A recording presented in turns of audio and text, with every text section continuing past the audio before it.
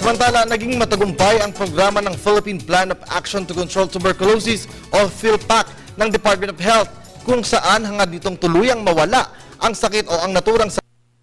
Ang detalye sa report naman ni Jessica Aguiluz.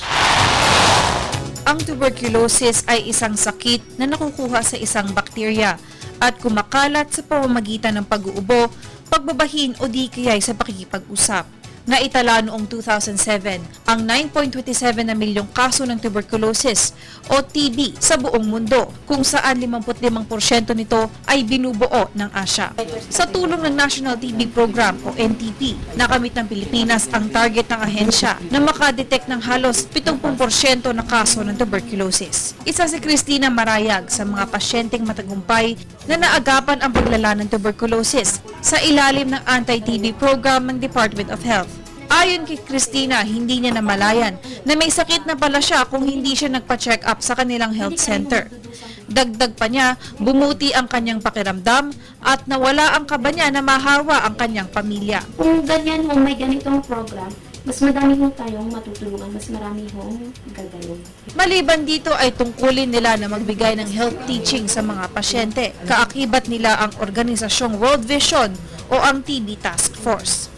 Ang Barangay Batasan ay nagawaran ng isang parangal dahil sila ang may pinakamarami pasyente na nakuhanan ng sputum. Ibig sabihin mas malaki ang tsansa na marami silang mapagaling. Ani Nurse Michelle Abubo, matagumpay ang anti-TB program ng DOH.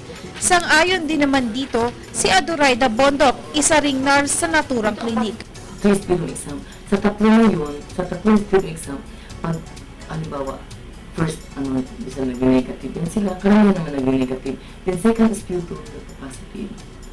Sa kabila ng tagumpay na ito ang pagbibigay ng gobyerno ng isang basic health program tulad ng anti-tuberculosis ay mawawala ng saysay kung hindi susunod ang mga pasyente.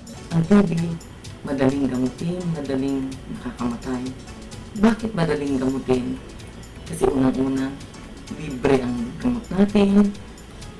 Magtsaga ho silang uminom ng gamot kasi once na putol-putol ho yung pag-inom nila ng gamot nila sa TB, yung bakterya ho nun, lalo lang hong lumalakas, hindi ho siya namamatay. Para sa Telebisyon ng Bayan, Jessica Aguiluz.